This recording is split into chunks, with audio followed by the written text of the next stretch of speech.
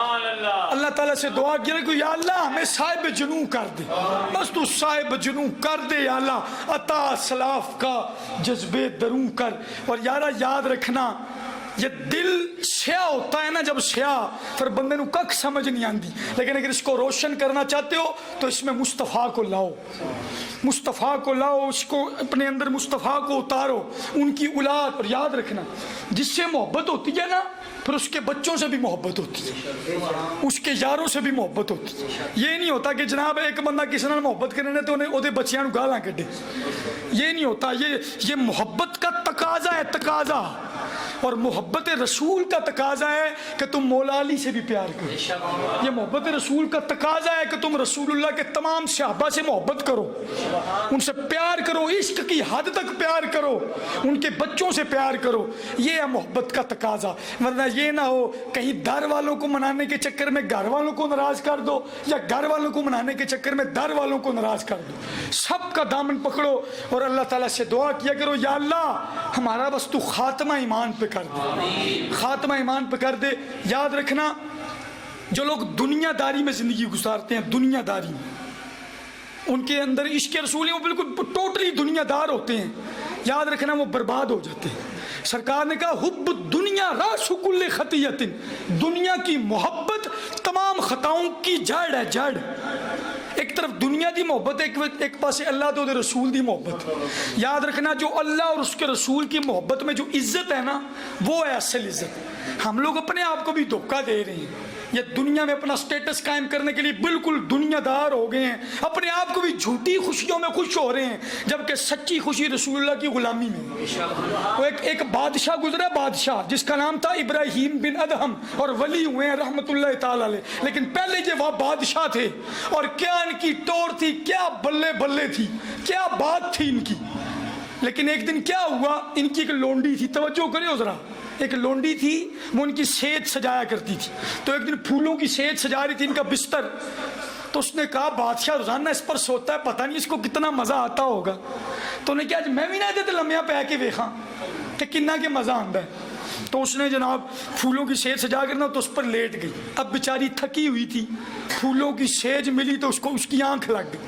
اب آنکھ لگی تو فوراً بادشاہ آ گیا، بادشاہ آ گیا۔ اس نے جب اپنے بستر پہ دیکھا تو اتنی بڑی گستاخی، جلاد کو بلایا، کہا اس کو باہر لٹکاؤ محل میں، سب لونڈیوں کے سامنے اس کو کوڑے مارو، سب لونڈیوں کے سامنے، تاکہ دوسری لونڈیوں کو بھی پتہ چل جائے کہ بادشاہ کی گستاخی اور اس کے بستر کی گستاخی کرنے کا پھر رزلٹ کیا نکلتا ہے، نتیجہ کیا ہوتا ہے۔ اس نے پکڑا، لٹکایا۔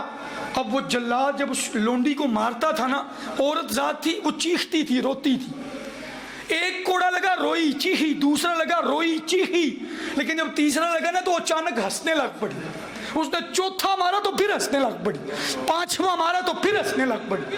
وہ بادشاہ بڑا حیرانی کرتے اتنی گستاخ ہے یہ، معافی مانگنے کے بجائے دانت نکالتی ہے۔ اس نے کہا اس کو اتارو نیچے، اس سے پوچھو کہ یہ ہنستی کیوں ہے، ہنستی کیوں ہے۔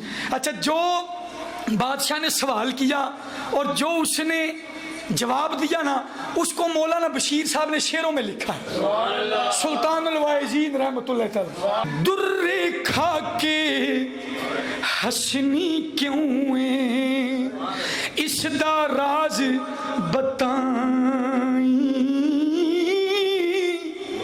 بولی شاہ کھول کے سن لے، دل دے کنا تائیں۔ کہتی ہے کن کھول کے سنی میں کیوں ہنسنی پئی۔ اگلا جملہ سلطان الواعظین نے اس کا جواب تھا، شعروں میں لکھا، در کھا کے ہنسنی کیوں ہے، اس دا راز بتائیں، بولی شاہ کھول کے سن لے، دل دے کنا تائیں، دو گھڑیاں میں ستی ایستے تے اتنی آفت آئی، حشر دہاڑے اس دا کی ہو، حشر کی ہو سی اس دا جس نے اتنی عمر گزاری۔ اس نے کہا بادشاہ میں تو چند لمحے لیٹی ہوں تو مینوں ایڈا پیڑا رگڑا لگے، تو تیرا کی بنے گا جڑی پوری زندگی ستا رہی۔ او ہو، اس کے دل پہ چوٹ لگی۔ اس نے کہا چھڈو جی، پریشان تھا بستر میں، او ہو یہ تو واقعی کبھی کبھی نا دل جو بات دل سے نکلتی ہے اثر رکھتی ہے، پر نہیں لیکن طاقت پرواز مگر رکھتی ہے۔ اس نے جب بات کی نا، اب بادشاہ رات کو بستر میں بیٹھا سوچ رہا تھا اللہ کا قرب کیسے حاصل کروں، واقعی دنیا داری میں زندگی گزار دی ہے۔ تو اچانک وہ بستر پہ لیٹا ہوا تھا اپنے، تو اچانک اس کو نا چھت سے کسی کے چلنے کی آواز ہے۔ تو بادشاہ تھا، اس نے کہا محل کے چھت پہ کون ہے؟ تو آگے سے آواز ہے میرا اونٹ گواچ گیا تو میں اونٹ لبن دیا ہوں۔ تو بادشاہ نے آگے سے غصے سے کہا کبھی اونٹ بھی محلوں کی چھت پہ ملا ہے؟ تو آگے سے آواز ہے جے اونٹ چھتاں تے نہیں نہ لبدا تے رب بھی نرم نرم بستریاں چ نہیں لبدا بستراں چ۔ اور پھر جب چوٹ لگی تو یہ اب ابراہیم بن ادہم جو بادشاہ تھے، یہ انہوں نے چھوڑی ترکے دنیا کو چھوڑا، جا کر ایک جنگل میں انہوں نے ڈیرا لگا لیا۔ کچھ عرصہ گزرا، توجہ کرے ذرا، کچھ عرصہ گزرا تو اس کا جو وزیر جس کو یہ بادشاہ بنا کر گیا تھا وہ گزر رہا تھا، تو اچانک اس نے دیکھا کہ یہ بادشاہ اپنی گدڑی شیر ہے ایک تالاب کے پاس بیٹھ کر۔ تو اس نے کہا واہ بھائی، اب بادشاہ نے وہ بادشاہت چھڑ کے تو فقیری اپنا لی۔ تو بادشاہ نے وہ پرانے بادشاہ نے یعنی ابراہیم بن ادہم رحمۃ اللہ تعالیٰ نے سن لی یہ بات، تو آپ نے نا اپنے وہ جو سوئی سے وہ گدڑی شیرے تھے نا، آپ نے وہ سوئی تالاب میں پھینک دی اور کہنے لگے او مچھلیو میری سوئی ڈھونڈ کے لاؤ۔ وہ وزیر اپنے مشیروں کو کہنے لگا بادشاہ کا 100% دماغ پھیر گیا، کدی سوئیاں نہیں مچھلیاں نے لے آندی، مچھلیاں نے کدی کو سمجھ آئیے۔ تو اچھا جب اس نے یہ بات کی نا، تو جب وہ دیکھ رہا تھا تو مولانا روم نے بھی کہا ہے، مولانا روم رحمۃ اللہ مثنوی شریف کی حکایات میں مثنوی شریف میں اس کو ذکر کیا ہے کہ جب بادشاہ نے کہا نا مچھلیوں سوئیاں لاؤ، تو مولانا روم کیا کہتے ہیں؟ وہ کہتے ہیں 100,000 ماہی اللہ ہی 100,000 ماہی اللہ ہی سوز نظر بر لبے ہر ماہی۔ جب ابراہیم بن ادہم نے کہا نا سوئی لاؤ، تو اتنی زیادہ مچھلیاں ہزاروں کی تعداد میں سوئیاں لے کر باہر نکلی، تو ساریاں سوئیاں سونے دیاں سن۔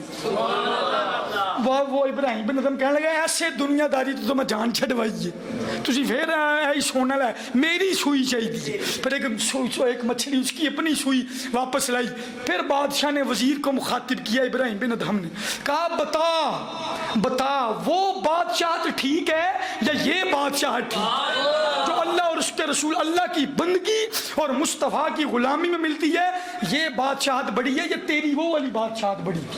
یارا اس دنیا کے چکروں سے نکلو، ٹھیک ہے دنیا کو ضرورت کی حد تک استعمال کرو، ورنہ یاد رکھنا گل ہے یہ کہ گل ساری سرکار، جس کے دل میں سرکار کا عشق آ گیا وہ ایک کامیاب شخص ہے۔